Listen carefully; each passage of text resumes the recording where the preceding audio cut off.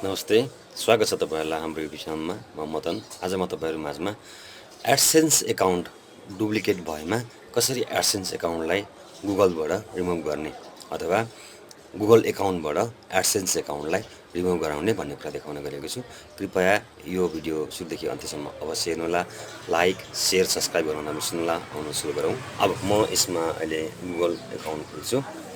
अहिले यो Google account चाहिँ मेरो यहाँ चार्ली प्रोडक्सन भन्ने छ matsat@gmail.com।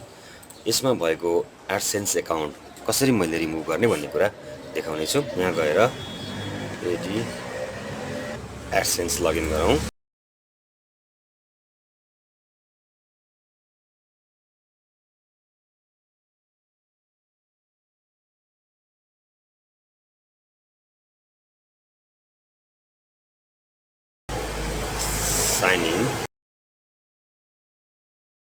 साइन इनमा क्लिक गरेपछि तपाईको AdSense एकाउन्ट खुल्छ। यहाँ मेरो अलरेडी यो एप्पल मिडिया भन्ने एकाउन्ट यहाँ लगइन भएको छ।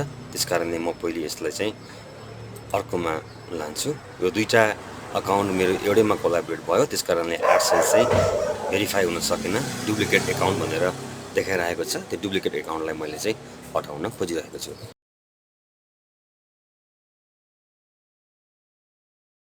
एकाउन्टमा आउनु। एकाउन्टमा आएपछि सेटिङ र एकाउन्ट इन्फर्मेसन यहाँनिर दिएको छ क्लोज एकाउन्ट, क्लोजिङ मेरो AdSense एकाउन्ट भनेको छ र मैले यसलाई यो युट्युब एकाउन्ट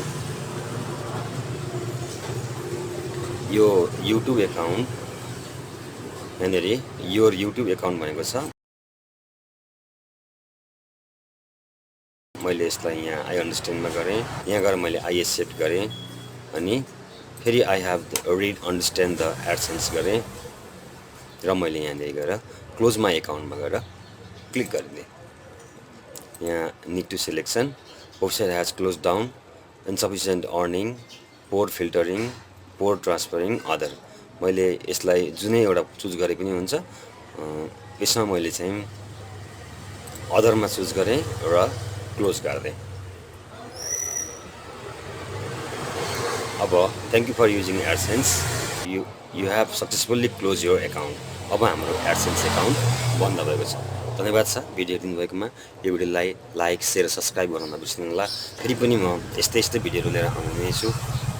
धन्यवाद।